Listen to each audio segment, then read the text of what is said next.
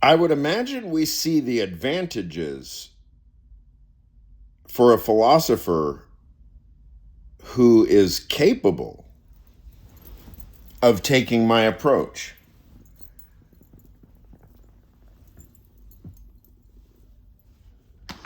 A philosopher who's capable of taking my approach doesn't have to worry about meticulously crafting a work that is going to be of the standing of Stairway to Heaven or Jacob's Ladder or whatever the Led Zeppelin really amounts to. It's not a very good band name. LED. LED, supposedly it was originally LEAD, because they thought that the band was going to sink like a Led Zeppelin. So it started off, I guess, as a joke.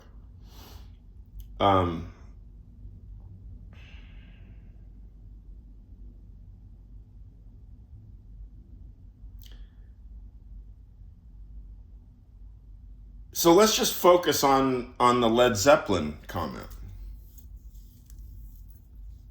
The way I've presented it, do we know what I'm going to talk about here yet? But I'm already talking about how the Led Zeppelin was going to sink. That Led Zeppelin was going to sink like a Led Zeppelin.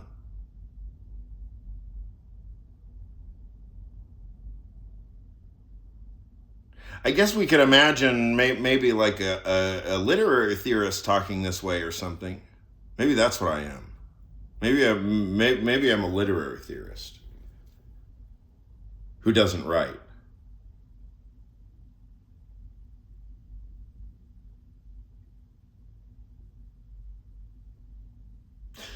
The role in academia, especially in the United States, because that's our concern, of course, because we're in the political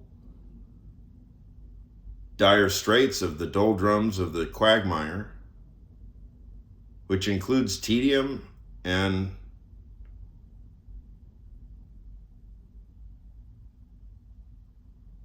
what's the opposite of tedium? Gross. The gross.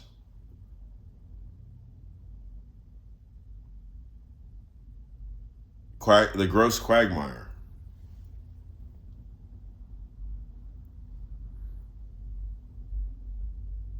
Dialectical concentration in real time reasoning through propositions, keeping track of implications that are binded, restricting various semantic domains, keeping track. I have to keep track of all your arguments, you have to keep track of mine. And if we're interested in each other, let's say I take my dialectical competitor to be Curtis Yarvin, which he is, even though he probably doesn't know it yet.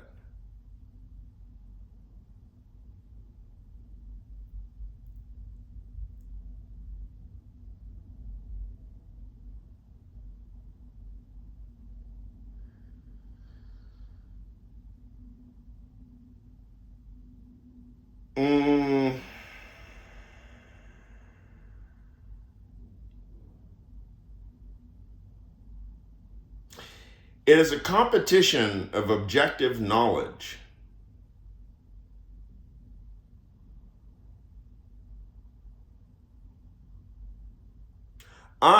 If I want to put down, cashier, take care of, annihilate, and destroy the basis for Curtis Yarvin's legitimacy as a public intellectual,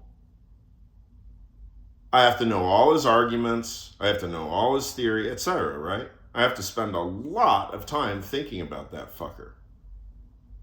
There's no way around it. So I guess my approach, like in the case of Yarvin right now, is I send him a couple of missives, I upload a couple of videos, I explain that, until he produces for us his theory, his metaphysics of bootlicking, I just won't spend much more time thinking about him because I don't think he's very serious.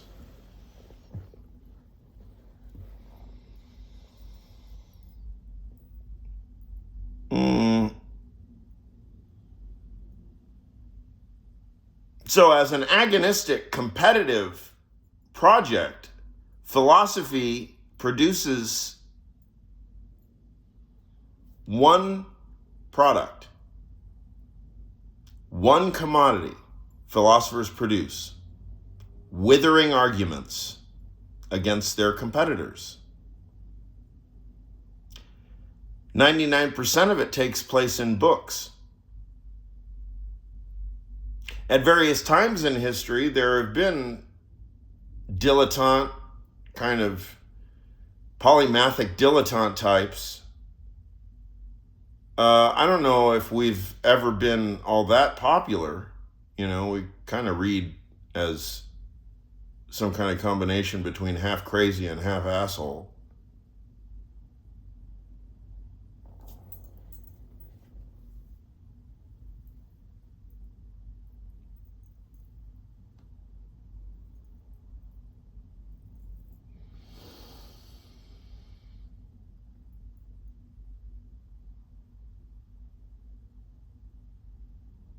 But the agonism, the dialectical force, the real-time testimony of the thing, the real-time sophistry, the rhetoric, the oratory, these are missing from philosophy, it seems, apparently. Now, of course, if you do it the status quo way, and you get and you find a professor who's willing to work with you and so on, then you do get some leeway. Very little. Very little. You basically get just enough leeway to make a plausible defense for yourself apropos legitimacy, so you can keep your paycheck and pay your rent, right? And you got all this pressure to just keep cranking out papers. I know several of you literally publish hundreds of papers. Professors such as Igor Berdiev and Professor Priest, you guys are just like machines of writing. It's unbelievable. It's astonishing. But you have certain. I mean, it's a whole package, right? Because there's an ethos of writing. It's very abstract in the interpersonal sense, right? Because of disinterestedness and remaining impartial and so on. And all of that makes perfect sense to me. But in a time of crisis like this, when philosophers are supposed to have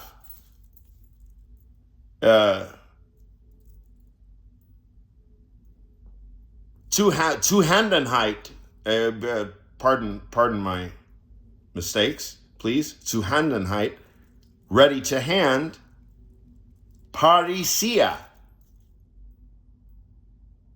If you're a doctor of philosophy, you're not able to engage in Parrhesia in real time? Because if you're not, in my mind, you're just not a doctor of philosophy. A doctor of philosophy is prepared to put his name on the line, point blank, no limits. Parrhesia. Straight talk, free and open, speaking the truth.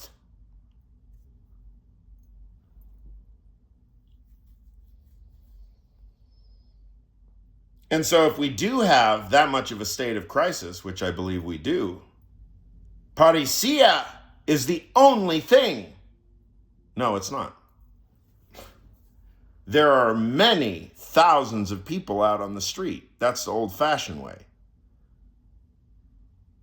Historically, I guess I'm just starting to learn about this now. Historically, I guess intellectuals have always opted out because they're timid and bookish,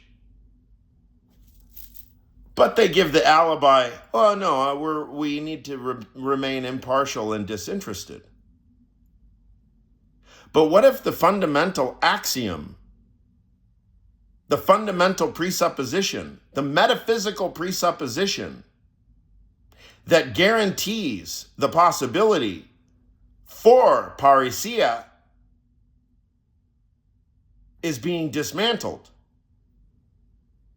Well, I guess that would make perfect sense. That if there are no individuals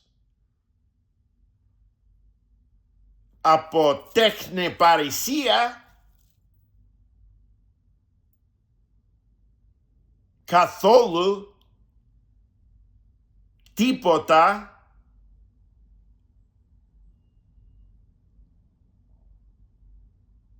δεν έχουμε τίποτα,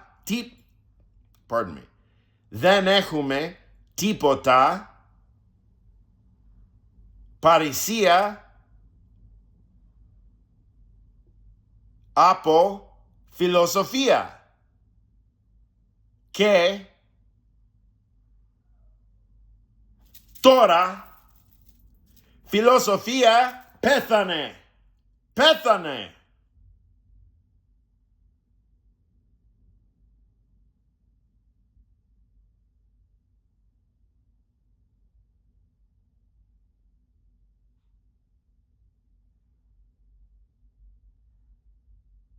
Nicht haben wir Parrhesia. Nicht haben wir Parrhesia.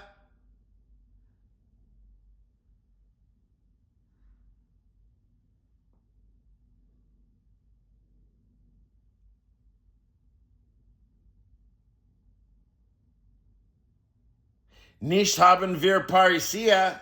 The entire project of intellectual reason, intellectual reason, good one, Dimitri. The entire project